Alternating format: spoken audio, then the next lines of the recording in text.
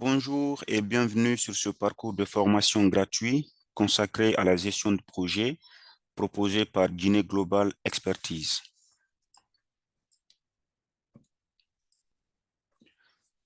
Guinée Global Expertise se fixe pour mission principale de rendre accessible à tous des notions fondamentales de la gestion de projet.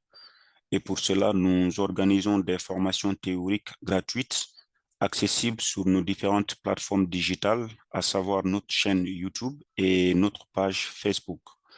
Mais également, nous organisons des masterclass gratuites sur des thématiques spécifiques de la gestion de projet.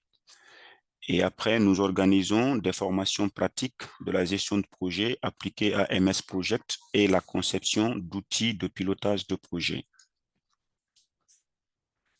Je suis Keita Mandian et je suis très ravi de vous accueillir et de pouvoir vous accompagner tout au long de ce parcours. Alors, avant de commencer la première leçon, on va répondre à la question suivante, celle de savoir pourquoi suivre cette formation. Vous savez quand même que quand on parle d'une formation, on parle de beaucoup de sacrifices, on parle de beaucoup d'efforts en termes de temps, en termes d'argent. Donc, nous avons identifié 6 principales raisons pour suivre cette formation. La première raison est liée au domaine de formation, donc la gestion de projet, qui est un domaine transversal, donc qui intéresse tous les secteurs d'activité donnés et toutes les formes d'organisation. Donc, que vous soyez du secteur privé ou du secteur public, vous ne pourrez pas vous en passer de la notion ou de la gestion de projet.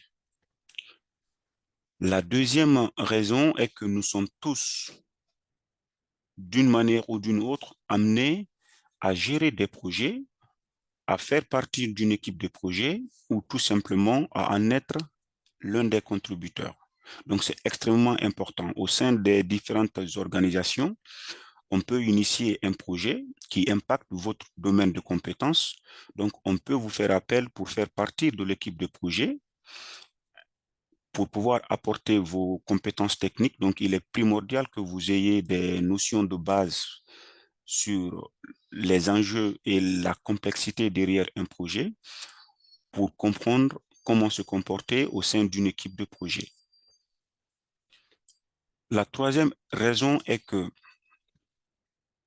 il a été constaté que plusieurs personnes se retrouvent embarquées sur des projets sans maîtrise des enjeux et des concepts de base. Et cela est devenu une problématique qui complique la tâche aujourd'hui à beaucoup de chefs de projet qui se retrouvent avec des collaborateurs au sein de son équipe de projet qui ne mesurent pas l'enjeu derrière des projets, surtout des projets importants. Et la quatrième raison est liée à la complexité et à la profondeur du domaine de la gestion de projet. C'est un domaine très passionnant, mais très complexe parce que quand on parle de la gestion de projet, on parle de la gestion des changements, on parle de la gestion des imprévus, on parle de la gestion de risques, on parle de la gestion d'équipe, donc de l'humain. Et la cinquième raison est que peu de dirigeants ont de la bonne visibilité, pardon, sur des projets qui sont en cours d'exécution au sein de leur organisation. Donc, c'est un peu difficile qu'en qualité de dirigeant, lors de vos comités de pilotage de projet, par exemple, que votre chef de projet avance des termes qui vous sont totalement étranges, qui vous parlent par exemple de jalons, qui vous parlent de pay plan du budget, qui vous parlent du taux de combustion du budget, qui vous parlent de marge libre ou bien de marge totale, etc. Donc, il est important que vous ayez ces notions fondamentales pour vous permettre de faire votre propre appréciation sur les différentes remontées qui vous sont adressées régulièrement par votre PMO ou par votre chef de projet. Et la sixième raison, c'est pourquoi suivre le parcours d'Iglex. Parce que tout simplement, Giglex vous propose un parcours qui est d'abord complet. Donc, nous allons voir les notions fondamentales de la gestion de projet de A à Z. Et nos parcours sont accessibles à tous et en illimité. Donc, c'est totalement gratuit, en tout cas ce que nous mettons sur nos différentes plateformes digitales. Et nous faisons nos parcours avec des termes beaucoup plus digestes pour une accessibilité pour tout public, avec des illustrations adaptées et explicatives. Donc, cela étant dit, on va passer à notre première leçon. Nous avons agencé le parcours en plusieurs chapitres. Donc, le premier porte sur les fondamentaux, autrement dit, les notions de base, les prérequis de la gestion de projet. Et dans ce chapitre, on va parcourir les leçons suivantes. On va définir le projet et la gestion de projet. On va vous présenter les faits déclencheurs d'un projet. On va présenter les caractéristiques intrinsèques d'un projet. On va voir la différence entre le projet, l'opération, le programme et le portefeuille. On va vous présenter également le cycle de vie d'un projet en mode traditionnel. On va vous présenter le dilemme du chef de projet. On va voir également la notion de planning prévisionnel et la trajectoire réelle d'un projet. On va voir ensuite la notion de périmètre ou de portée. Après, on verra les dimensions du périmètre d'un projet. Et enfin, on va vous présenter la différence entre le but d'un projet et son objectif. Donc, voici le contenu du premier chapitre. À chaque leçon va correspondre une vidéo. Donc, nous vous invitons encore une fois de vous abonner à nos plateformes pour ne pas rater les modules que nous mettrons régulièrement à votre disposition. On va commencer notre première leçon qui est composée de 2 points, donc la définition de projet et la gestion de projet. Ensuite, les faits déclencheurs d'un projet. C'est parti. La définition d'un projet. Donc, il faut avant tout comprendre que la toute première définition d'un projet se résume en un seul mot, qui est le changement. Autrement dit, le changement constitue le véritable mobile de tout projet. Maintenant, sur le plan académique ou si vous voulez classique, on sait qu'il existe plusieurs plusieurs types de définitions. Il existe plusieurs définitions au projet. Entre autres, on peut dire par exemple qu'un projet est un ensemble d'activités interdépendantes qui intervient dans le choix et la réalisation d'une proposition d'investissement dans un horizon de temps donné qui est fixé avant. Maintenant, dans le cadre de ce parcours, on va retenir la définition suivante. On dira que le projet est une initiative qui vise à créer dans un temps limité un résultat unique dans le but de satisfaire un besoin ou bien de résoudre un problème ou d'anticiper pour éviter un problème, etc.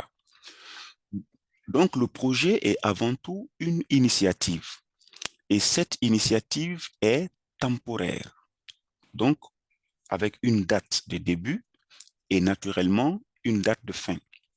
Et l'initiative vise à créer un résultat unique, donc le résultat est unique au projet en question, et dans le but de satisfaire un besoin, de résoudre un problème ou d'éviter un problème. Donc, c'est ce côté satisfaction de besoin qui justifie la légitimité du projet. Donc, c'est extrêmement important parce qu'un projet qui ne vient pas changer une situation pour l'améliorer, pour résoudre un problème, pour éviter un problème, n'a pas sa légitimité ou n'a pas tout simplement, si vous voulez, sa raison d'être.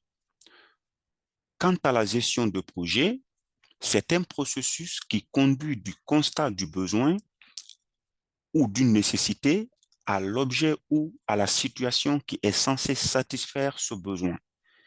Bien entendu, en utilisant ou en usant des moyens humains financiers et matériels nécessaires.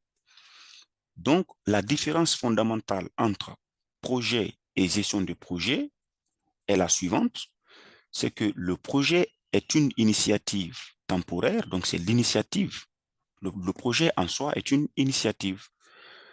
Maintenant, la gestion de projet, c'est le processus maintenant qui conduit, qui part du constat du besoin ou d'une nécessité à la matérialisation de l'objet ou à la mise en place de la situation qui est censée satisfaire ce besoin.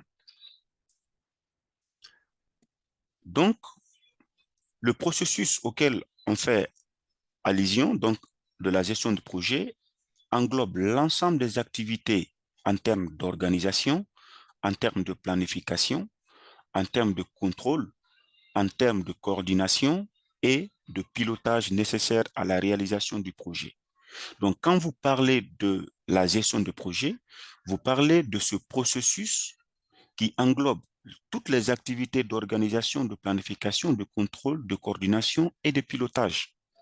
Donc, vous voyez la différence fondamentale entre le projet et la gestion de projet. Le projet est une initiative en soi et la mise en œuvre de cette initiative, c'est ce qui constitue la gestion de projet. C'est ce processus de mise en œuvre de l'initiative qu'on appelle la gestion de projet. En termes d'exemple, on peut citer la construction d'une route qui constitue un projet, le déploiement d'une application au sein d'une organisation dans le but, par exemple, de dématérialiser un processus ou une activité est un projet. Le lancement d'un nouveau produit au sein d'une organisation également pour se démarquer, par exemple, de la concurrence est un projet. La déclinaison d'une norme réglementaire euh, pour être conforme à la réglementation de son secteur est un projet, etc. Donc, on a fini le premier point de notre première leçon. On va passer au second. Le second point de notre leçon parle des faits déclencheurs d'un projet. C'est extrêmement important. Il faut savoir qu'un projet part toujours d'une situation ou d'un constat qu'on décide de changer ou d'améliorer. On parle alors de faits déclencheurs ou des situations déclencheurs, les situations qui vous amènent à initier un projet, à prendre l'initiative de faire un projet. C'est ce qu'on appelle les faits déclencheurs.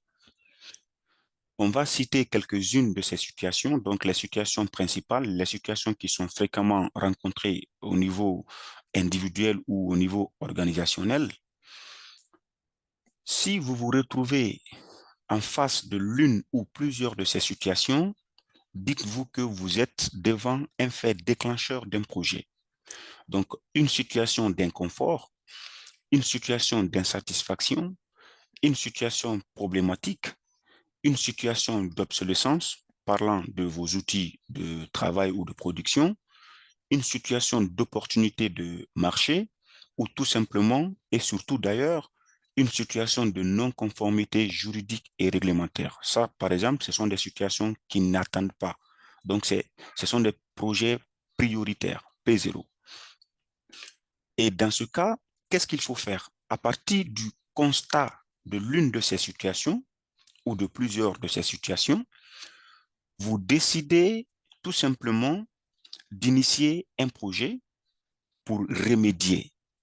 Donc, il faut mobiliser vos ressources, les engager dans le processus de gestion de projet afin d'aboutir tout simplement à une situation beaucoup plus améliorée, à une situation souhaitée ou souhaitable, si vous voulez, à une situation transformée. Donc, on quitte par exemple d'une situation d'insatisfaction à une situation de satisfaction. On quitte d'une situation d'inconfort qu'on transforme ou qu'on change pour être dans une situation de confort, etc., etc. Donc, on quitte d'une situation de non-conformité à une situation de conformité, ainsi de suite. Donc, à une situation recommandée, etc. Donc, vous voyez, on part d'une situation, de la situation présente qu'on décide de changer ou d'améliorer. on engage nos ressources pour être à la cible à une situation que nous souhaitons. Donc, pour tout projet, ça veut dire que on part d'un point de départ, donc du point A ou de la situation actuelle, pour un point d'arrivée ou un point B ou une situation future. Donc, à ce niveau, on va faire une précision importante. Il est crucial ici de cartographier et de bien diagnostiquer votre situation de départ. Il faut identifier les paramètres, relever les valeurs actuelles de ces paramètres. Ce sont ces paramètres-là qui constituent ou qui constitueront vos indicateurs de performance. Donc, vous allez les identifier, vous allez déterminer leur valeur actuelle par rapport à ce que vous voulez changer ou ce que vous voulez améliorer. Et ces paramètres ou indicateurs de performance peuvent être, par exemple, le taux d'affluence dans vos locaux. Si vous estimez qu'il y a une forte affluence de vos clients dans vos locaux qui vous empêche de travailler confortablement, c'est une situation d'inconfort, vous pouvez entreprendre un projet, par exemple, de dématérialisation ou bien d'innovation pour permettre aux clients de faire euh, des tâches ou des activités qui sont censées venir faire sur votre site, de le faire à distance, par exemple. Donc, il peut s'agir de votre niveau de risque opérationnel ou risque de fraude. Si vous estimez que vous êtes dans une situation d'inconfort à cause d'un niveau élevé de vos risques opérationnels par rapport à une activité donnée, donc vous pouvez décider d'entreprendre un projet pour remédier à cela. Il peut s'agir de votre niveau de chiffre d'affaires que vous voulez relever naturellement. Il peut s'agir du taux de satisfaction de vos clients. Il peut s'agir de votre positionnement actuel par rapport à la concurrence. Il peut s'agir des conditions de travail de vos collaborateurs au sein de l'entreprise ou tout simplement du délai d'exécution d'une activité donnée, etc. Donc, vous identifiez ces paramètres, donc autrement dit, ces indicateurs de performance, vous trouvez leur valeur actuelle et vous projetez maintenant des valeurs futures que ces paramètres doivent atteindre à l'issue du projet.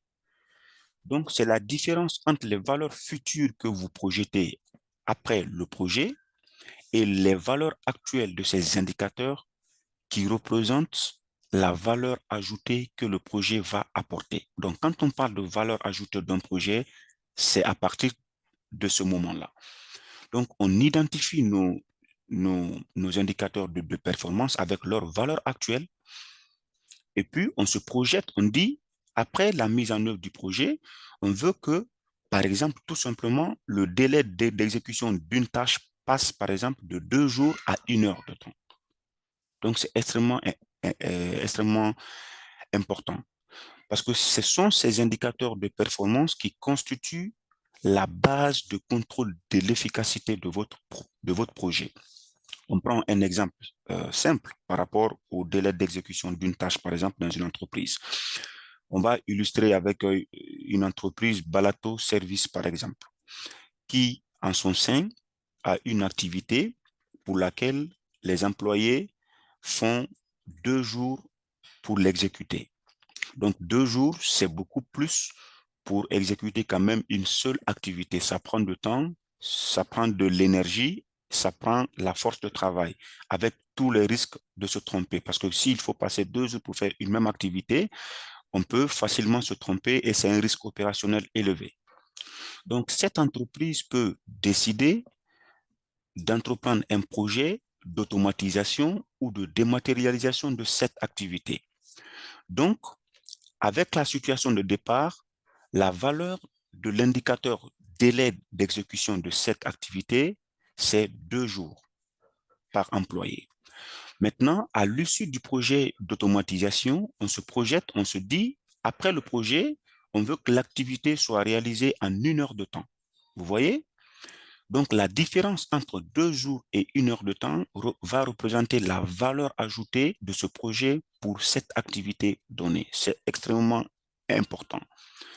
Donc, si après ce projet, on est à la cible d'une heure de temps au lieu de 2 heures, ça veut dire qu'on aura un gain de temps. Donc, les employés pourront utiliser tout le reste de temps qu'ils étaient obligés de consacrer à une seule activité. Ils peuvent mettre le reste de ce temps à profit pour faire d'autres activités beaucoup plus rentables, beaucoup plus à valeur pour l'organisation. Donc, voici un exemple très simple d'illustration de l'importance de l'identification des indicateurs de performance par rapport à votre situation de départ et les valeurs projetées de la situation future. Nous sommes à la fin de cette première leçon, de notre premier chapitre, et nous vous remercions de l'intérêt que vous portez sur nos parcours. Et pour revoir tous nos cours et ne rien rater des prochains modules, nous vous invitons à vous abonner massivement à notre chaîne YouTube et notre page Facebook. Et nous vous donnons rendez-vous déjà dans la deuxième leçon, toujours du premier chapitre, dans laquelle on va aborder ensemble la notion de caractéristiques intrinsèques d'un projet, mais également on fera la différence entre un projet, une opération, un programme et un portefeuille. Je vous remercie pour votre attention.